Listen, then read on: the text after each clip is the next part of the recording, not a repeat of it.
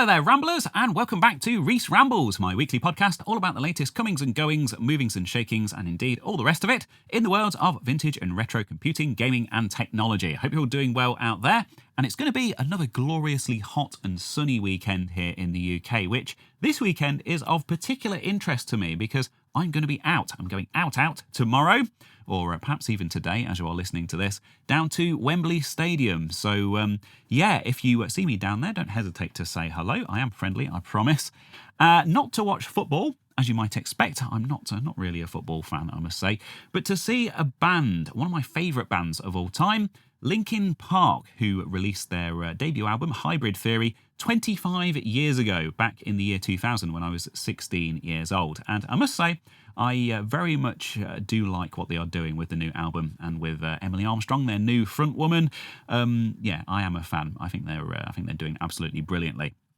Which is good because I actually pirated Hybrid Theory. I downloaded it on Napster and burnt it to a CD. So yeah, I'm going to have to buy some merch or something as a way of making up for that. But anyway, how is that relevant to what we're talking about this week in Reese Rambles? Well, there's rather a nice segue from that, and you've probably spotted if you're watching this on YouTube that I do keep glancing at something on the desk next to me, and it is this.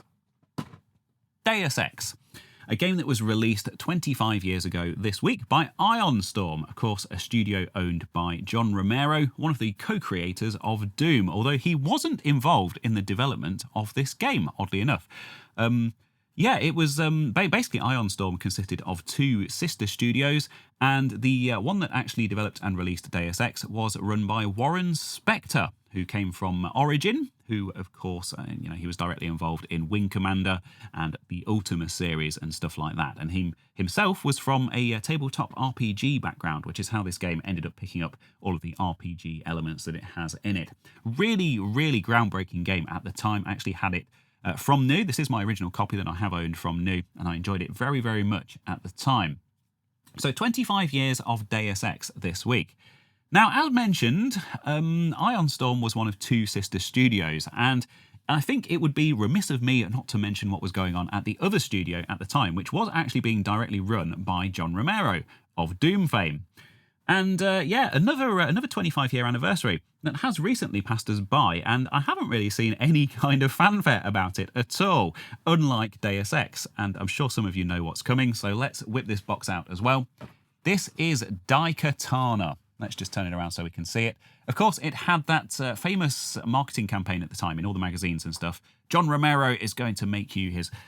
a word that I can't mention on this family-friendly podcast, but it was absolutely everywhere. And, of course, Daikatana kept being delayed as well. So, it was printed in the magazines for quite a long while. He has since said that he massively regrets that advertising campaign, and that it wasn't actually his idea. Not quite sure how much truth there is in that. But, yeah, I've always found it quite ironic and quite interesting that perhaps a bit of a Alanis Morissette use of the word ironic there. So do allow me some leeway, but yeah, I do find it quite interesting that Ironstorm had these two sister studios. Of course, it was the brainchild of John Romero himself, Mr. Doom, or at least a very big part of Doom.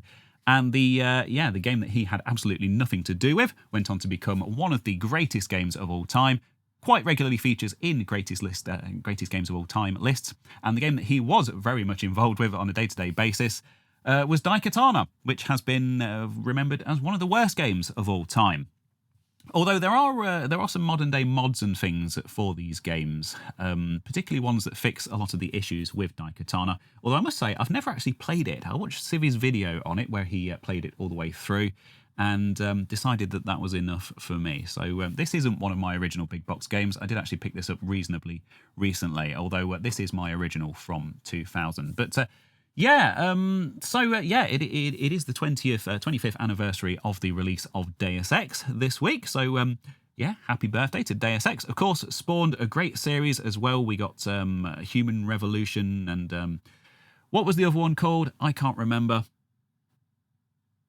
No, I can't. There was Invisible War. That was the first sequel, wasn't it? And that was pretty terrible. I don't think any of the original team were involved in that. I think that was kind of outsourced and kind of developed primarily as a console game.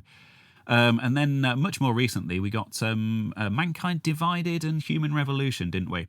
Both excellent games.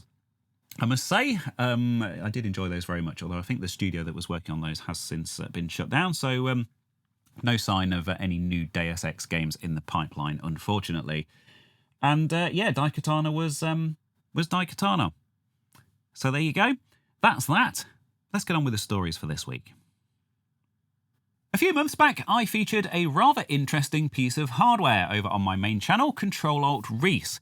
It's a sound card, an 8-bit ISA card, and it uses the Raspberry Pi Pico chip to emulate all sorts of interesting sound cards of the past. Stuff like the Gravis Ultrasound, the Adlib card, some of those early Sound Blasters and stuff. And of course, it's a really great thing for the vintage computing community because those cards are becoming very, very expensive and very hard to come by. So emulating them in software and being able to switch between different models of card very easily is a very welcome thing indeed, particularly at the price that this project manages to achieve all of this functionality as well. I was a huge fan at the time, and I will just say up front that the creator Ian Scott, aka Polpo, did send this to me for free for review, and I did get to keep it. In fact, I actually went to go and grab it so I could kind of wave it around as a prop in the way that I do, and I realised it's still inside my 486. I am actually still using it on a regular basis.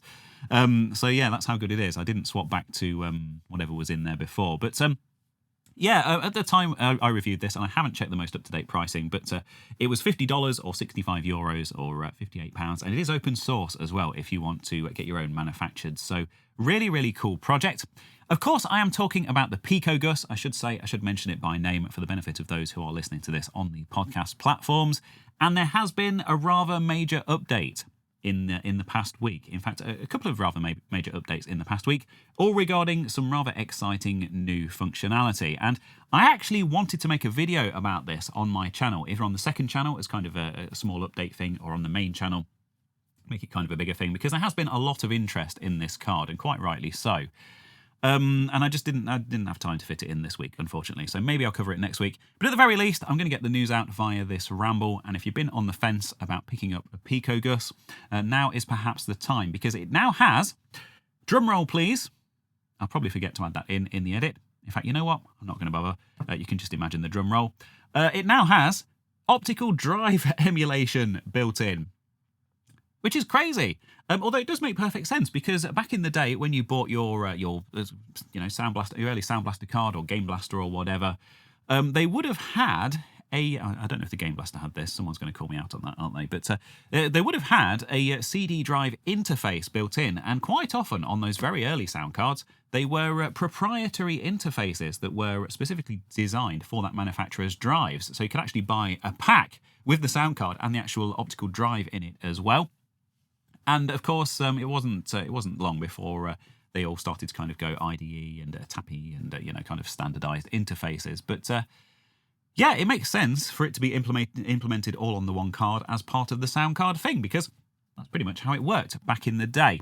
So we'll take a look at this release, and this is a real kind of holy grail of the vintage computing world, proper optical drive emulation. And this is proper. This does everything that you could possibly want, including CD audio and everything else. So it's very, very cool.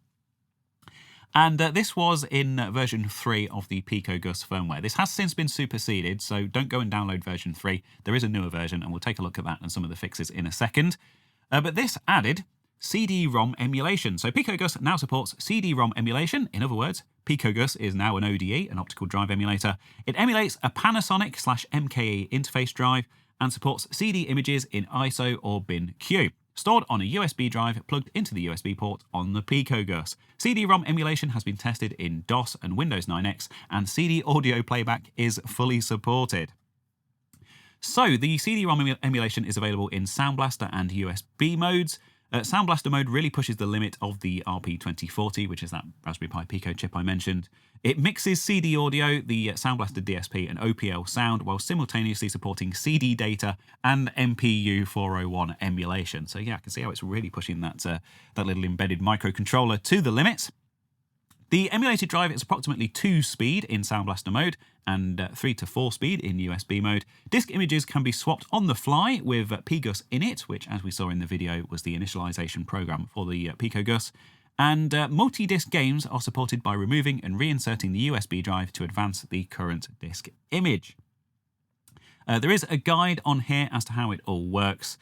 And yeah, of course, also Ian, being the lovely guy that he is, has acknowledged some previous work from people who have reverse engineered this whole Panasonic interface and protocol. So really cool to see. Of course, there is some crossover between this project and PicoMem, which I also featured on the channel from another lovely chap, Freddy V. A project that's kind of, heading in a slightly different direction by working as a memory expansion network card emulator and stuff like that. But of course, they both use the same microcontroller and they have shared some code between them, and there is this kind of commonality between them now, which is really cool. So, version 3 of the firmware was released a week ago. There have since been some fixes for MPU 401 and the USB mode. And the latest firmware I see, which was actually announced a couple of days ago, does add the ability to load images by name, which is a really cool, really cool addition. It does make it even easier to use.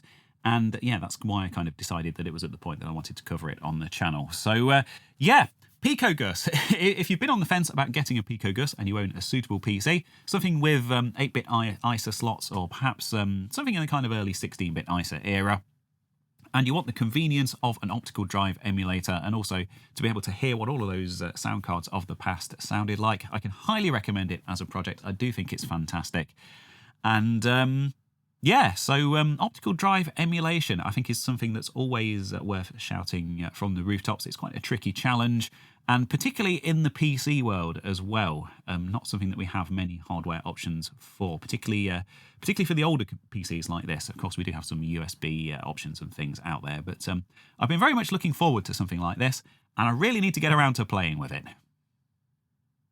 So for my next story, I'm going to venture over to my Discord server, as I am doing increasingly nowadays. Fantastic community over there that they are. And this was posted by Hardly Vorgan71, who has been a very long-term supporter of everything that I do and commenter on all of my videos. So thank you ever so much for this submission and for all of your support as well, I guess. And this isn't a topic that I usually talk about on Reese Rambles, I must say, or indeed over on Control Reese, but there is a vintage computing angle to this, so I thought it was quite interesting, and I thought I'd hop on the bandwagon for once. So this is to do with AI, or large language models, and like I say, there is a vintage computing angle to it as well. So this is a story over on dailygalaxy.com, and the headline is, "Someone used a 1997 processor and showed that only 128 megabytes of RAM were needed to run a modern AI, and here's the proof." So this story, written by Arezki Amiri, sums up a project by a group called Exo Labs. And if you check out the link to this down in the description, where I post all of the links to all of my stories that I feature in these rambles, there is a link embedded in here as well that takes you to their blog. This was a series of blog posts which does go into a lot more detail. But we're going to stick to this because this kind of sums it all up quite nicely. And yeah, so what is the story here? Well, the journey began with a seemingly mundane task, finding a working Pentium 2 computer from 1997. The team of Exo Labs, led by Andrei Karpathy, stumbled upon an old Windows 98 Pentium 2 machine listed on eBay for £118.88. The catch? It was limited to just 128 megabytes of RAM, a fraction of what modern systems boast. Despite these outdated specifications, Exo Labs sought to push the boundaries of what was possible. So it goes on to talk about how they managed to transfer data onto the machine, which is perhaps the least interesting part of this story. But obviously, I guess there's all kind of run-of-the-mill stuff for people like us who are immersed in this world. But interesting reading nonetheless, if you're not familiar with interfacing old computers with modern hardware and USB and all that kind of stuff. But the interesting part to me was how they actually ported this LLM to this machine. So this is Llama, which you might be familiar with. And you know what? Let's just read from the story. So, however, that was just the start. Once the files were transferred, the team encountered the difficulty of compiling modern code for an outdated machine. They originally turned to MinGW, a tool meant for compiling C++ code on older systems, but the machine's Pentium 2 processor failed to support certain instructions. The solution lay in a 26-year-old piece of software, Borland C++ 5.02. What a classic. An integrated development environment that still worked on Windows 98. After making adjustments to the code, such as replacing certain variable types and simplifying memory handling, the team successfully managed to run the Llama 2 AI model. The results were groundbreaking. On the Pentium 2, the 260k parameter Llama model processed 39.31 tokens per second, a far cry from the performance of more modern systems, but still a remarkable feat. Larger models, such as the 15 million parameter version, ran slower at just 1.03 tokens per second, but still far outstripped expectations. This sounds like a video idea to me, doesn't it? It sounds like we could steal this. We might do quite well. Anyway, while these results might not match the blazing speeds of systems like ChatGPT, running any modern AI model on a machine of this age was an impressive achievement. The team credited their success to the simplicity of the BitNet architecture, which uses ternary weights to reduce computational complexity.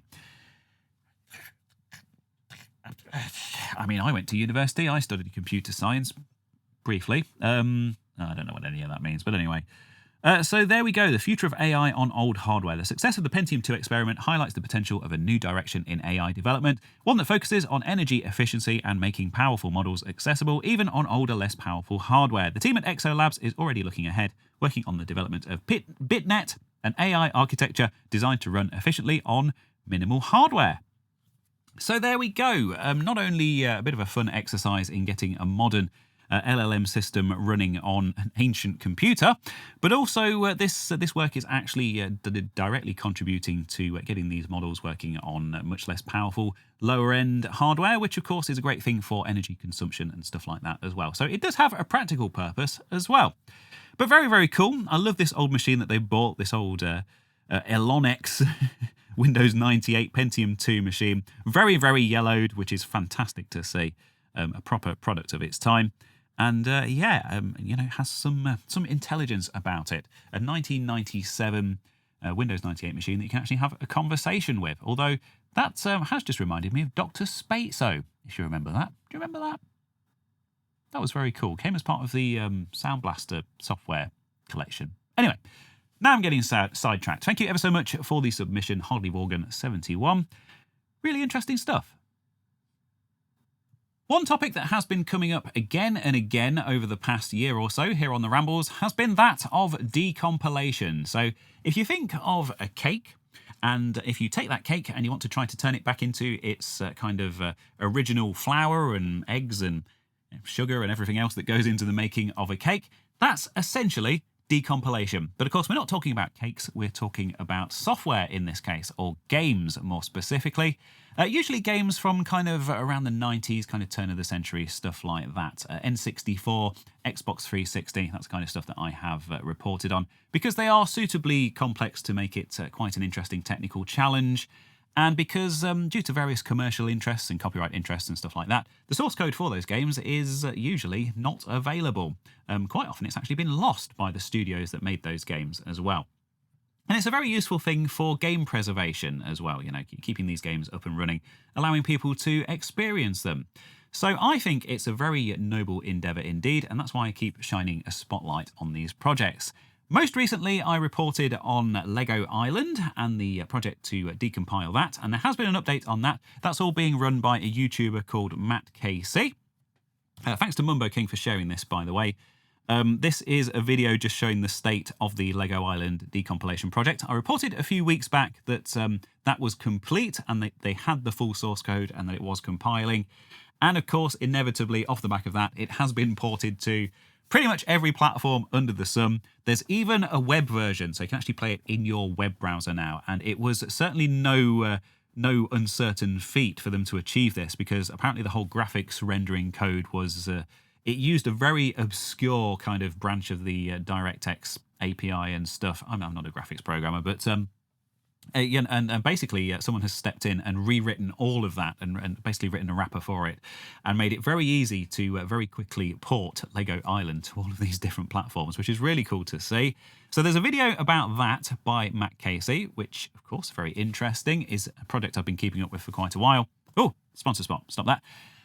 And while we're on the topic of decompilation, I wanted to talk about another project which has hit a big milestone this week, because, of course, it's quite a big thing in the Nintendo world as well. We had a port of Super Mario 64 to the PC a few years back, which was, of course, aided by a Decompilation project, and there is now an equivalent for Mario Kart 64, which is a fantastic game in the Mario Kart series. If you are familiar with that series, it's called SpaghettiKart, and they have actually released their code this week, so you can actually download it.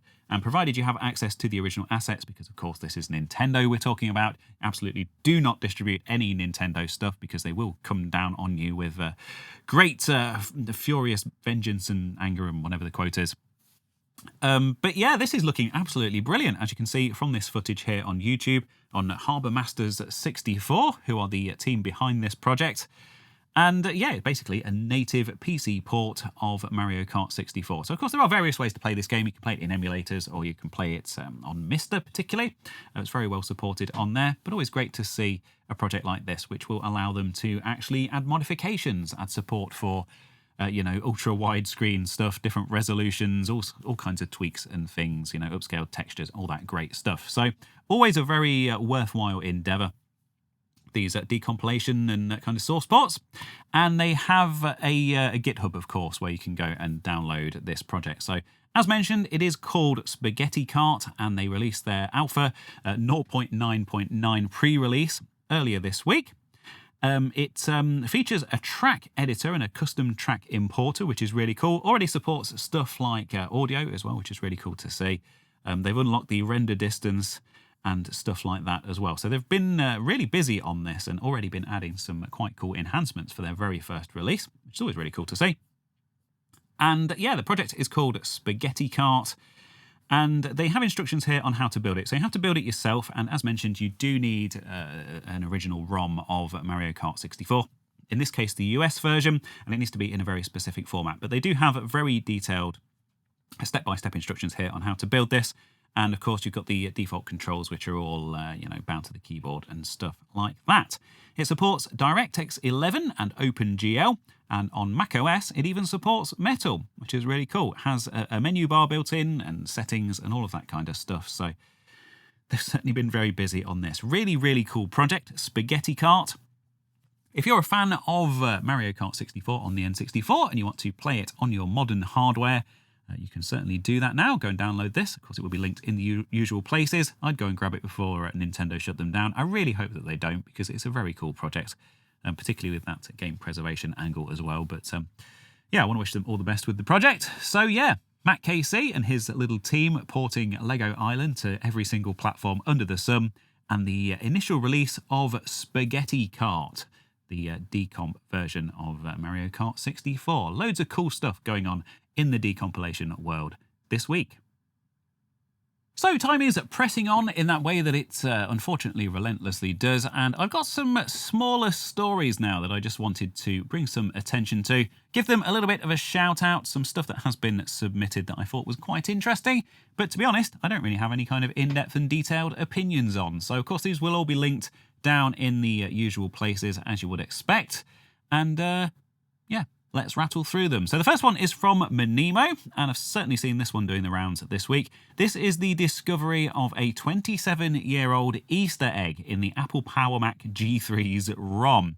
And yeah, this story kind of goes into detail about how this was finally discovered. Of course, it was known about from people decompiling the ROM and stuff like that, but nobody actually had worked out in the whole 27 years since this machine was created, or at least since this version of the ROM was created, nobody had actually managed to work out how this was supposed to be triggered. But it has finally been discovered. So yeah, there's a story all about that if you are interested in that. Basically, you, where is it? Here's the instructions. You go to the memory control panel, you set up a RAM disk, you reboot to mount it, you go to Special, Erase Disk, and you name the volume Secret ROM Image. So basically, you have to create a new RAM disk, format it, and give it the name Secret ROM Image, and then you get this wonderful picture of all of the dev team who were involved in creating that version of the Power Mac G3's ROM. So thank you for that one, Monemo, regular contributor. This is another story that's been doing the rounds this week as well. This is courtesy of Technic, so thank you. A story over on Ars Technica, all about the MS-DOS editor, edit.com, which was a personal favourite of mine. Of course, there was Edlin as well before that, but I liked MS-DOS Edit because it had mouse support and stuff, and Yeah, those kind of I still have the muscle memory for all of the various commands from editing config sys and autoexec bat and stuff. Of course, the MS-DOS editor was actually part of Microsoft QBasic as well, so perhaps we'll see some news in the QBasic world sooner rather than later. Maybe, maybe not. But yeah, what Microsoft has done is they've released a remake of this, and you can actually run it on Linux if you like. So apparently, this was first released 34 years ago. First introduced in MS-DOS 5 in 1991, and they have basically rebuilt the entire thing from the ground up using Rust. And you can compile it on Windows, Mac OS, and Linux. So, not quite sure why they've done this. Does it say why? I must admit, I haven't actually read this story. I've just seen it doing the rounds. I don't think so. But there you go. You can download a new version of the MS-DOS editor written in Rust, and you can run it on your Mac OS, Windows, or indeed a Linux machine if you want to. Very cool. Thank you to Technic. Another story from Technic, which is to do with an Atari 2600 digital photo frame. I really like this. I wanted to have a play with this, actually. And this is based on Raspberry Pi hardware once more. So it's called the PicoGUS, and it's has basically been made by Nick Build. So, of course, it explains here that the console only has 128 bytes of RAM, 76 CPU cycles per scan line. It is notoriously quite a difficult machine to develop games for because of its very limited specs and its kind of weird design. But also, from what I gather, quite rewarding as well. It's quite interesting to see what people have managed to do with the hardware over the years.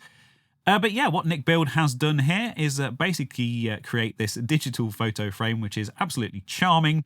These pictures and the way that they're displayed on the screen, of course, using the 2600's incredibly limited resolution and color palette. And yeah, there's some detail here about how it all works. Like I say, all built around a Raspberry Pi Pico, which could probably emulate thousands of Atari 2600s simultaneously without even breaking a sweat. But that is quite often the case, isn't it, with this modern day hardware? So thank you, Technic. Another story now from Vanessa, and I definitely want to give this one a big shout out because this is a new retro sound card, and I love these things. I have, of course, covered a few of these things on YouTube over the years. This one is the MK1869 Extreme, which is the extreme version of the MK1869, which was kind of intended to be a modern-day version of course, one of the iconic ESS audio drive cards of the past. And it just explains here that this is a product from the PC MIDI team, and they're at it again with their latest ISA sound card, the MK1869 Extreme. And this card's extreme feature is the addition of the AMD Interwave audio chip. This chip was the backbone and base of the later model revisions of the Gravis Ultrasound, and in particular, the Gravis Ultrasound Extreme, which is the inspiration for this new sound card from PC MIDI.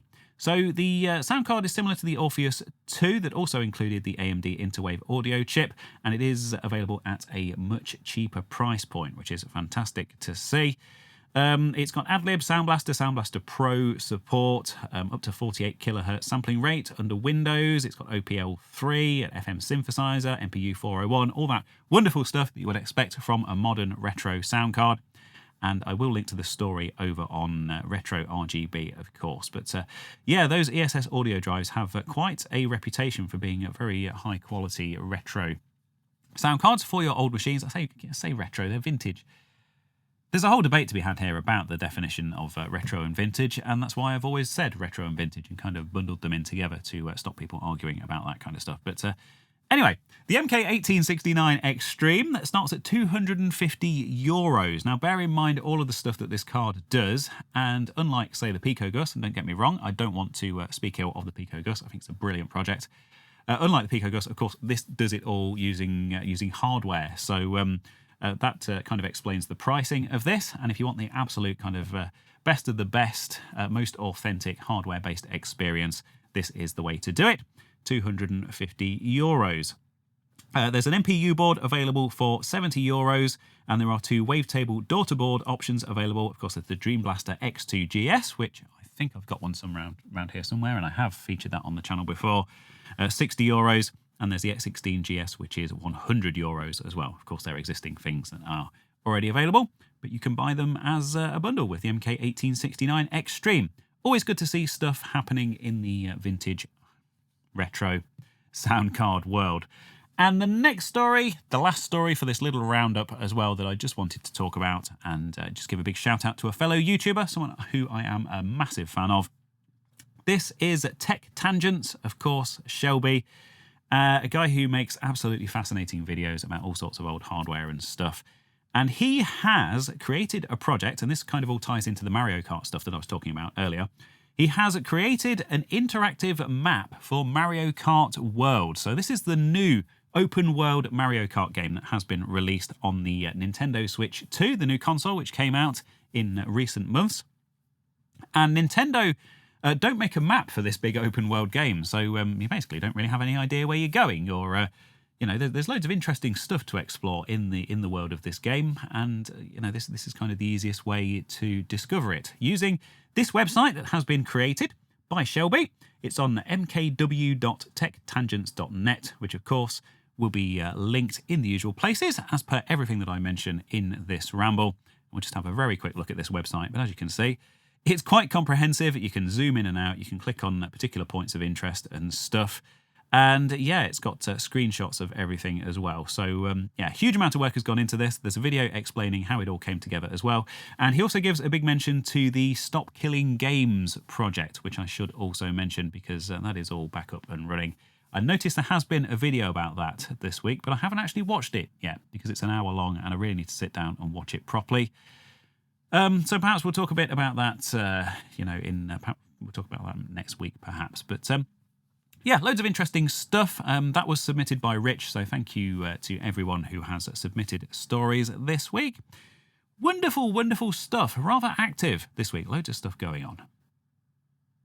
And indeed, I think all of this talk of videos brings us around rather neatly to my regular Video of the Week feature, wherein I feature a video that I have seen in the past week that has entertained or enlightened or educated or otherwise improved my life in some small way. Quite often they are retro and or vintage related. Quite often they are computing and or gaming related. Sometimes there's one. Sometimes there's, I can't remember what the wording was last week. I did it all off the top of my head last week and I was quite impressed with it when I listened to it back, but we're never going to repeat that. Anyway, I have a video of the week for you. I've watched this in the past week and it is from a bigger channel that you might be familiar with. It's one that kind of comes and goes on my radar. I'm not quite sure why the algorithm sometimes decides to show me this guy's videos and sometimes doesn't, but it's always nice to have a catch-up if I've gone through a period of a few months and suddenly remember that he exists. But I watched this earlier this week, and it's quite pertinent that I am talking about this week when, of course, we've had mention of John Romero and of Doom and of first-person shooters and stuff like that, because it does very much tie into that world as well. So without further ado, the video is by Civi11, and if you're not familiar with this guy's work, he is very, very funny, although I think you do need to have a particular type of sense of humour, but I'd urge you to go and give it a go. And the name of the video is The Martian Job. Now, what he does, if you're not familiar with his work, is he reviews first-person shooters. So whether that's modern-day so-called boomer shooters, or he's done all of the classics over the years, Duke Nukem 3D, Rise of the Triad, Doom, stuff like that. Let's hit play on this. And this most recent one is called Mars. And it was produced by a Chinese team, and it is, I think it's fair to say, it was incredibly janky, this game. All very, very rough around the edges. All sorts of kind of weird translation errors and stuff going on, which, all right, fair enough. It's not their fault that English isn't their first language. But I think the most egregious part of all this is that pretty much all of the assets in this game are just ripped straight from other games. So Doom, Duke Nukem 3D, stuff like that. And as you play through the game, and he does point this out as he works his way through, all the various different textures and weapons and things that have been kind of borrowed from other games. The sound effects in this are hilarious. They're incredibly repetitive. There's no kind of variation to it at all. The whole thing is, you know, kind of looks like a student project or something, but it was actually officially released. And I just found it fascinating to see how this team had kind of taken apart all of these other games and kind of taken elements from all of them and just literally kind of shoved them together in this one game. The level design isn't very good, apparently, and this is coming from Civi, who is a guy who does play an awful lot of first-person shooters, although there are some levels that you can only access by kind of hacking the files, kind of hidden inside the game, and he discovers that actually a couple of them are better than the levels that actually made it through to the final game. Anyway, not wanting to spoil the whole video, but it is very, very amusing, as I expect from this channel, and wanted to give him a bit of a shout out. To be honest, again, I haven't really watched much of this kind of YouTube. I already gave Matt Casey a shout out in a different story, so I couldn't use his video.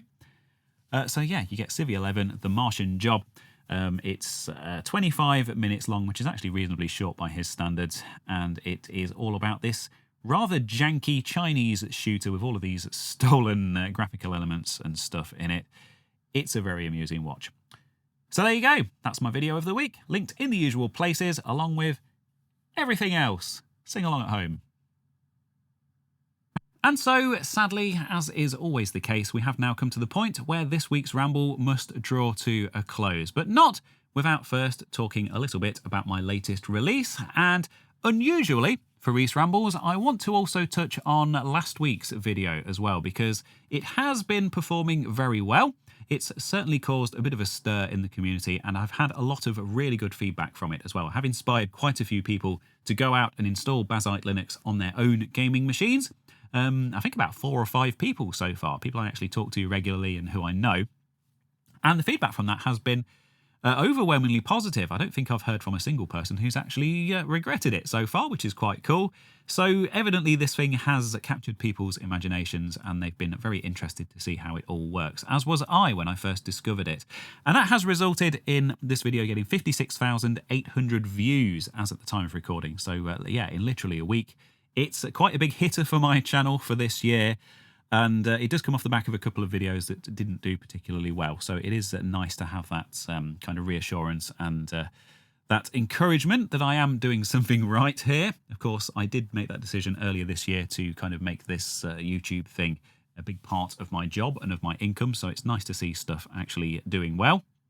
But more importantly, I think just inspiring people and sharing something cool that I've discovered, and just getting the word out there about a really cool project. So that's really cool to see. And I just wanted to say a big kind of heartfelt and genuine thank you to everyone who has shared that video and helped it to be successful. It does actually genuinely mean quite a lot to me. So that's that. 2.6 times more views than usual, and 488 new subscribers. So I wonder if any of those will stumble across Reese Rambles as well as a result of that. I probably wonder what all this rambling nonsense is all about. And of course, that leads me on to this week's video, which went out a few hours ago. And quite fittingly, you can see some footage of Deus Ex here, this game which I kind of opened this ramble with, 25 years old this week.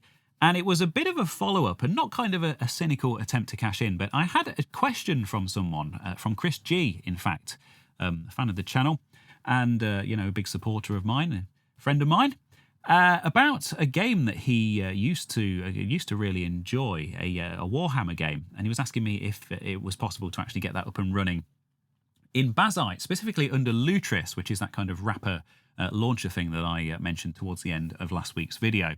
And it got me thinking about my own big box game collection and whether it's possible to install this original media on one of these Linux-based systems. So rather than downloading the games that I already own again on Steam or GOG or whatever, actually using the original discs to play those games as they were intended. So I thought I'd have a bit of a play with that, and I decided to hit record on that just to see kind of where it went.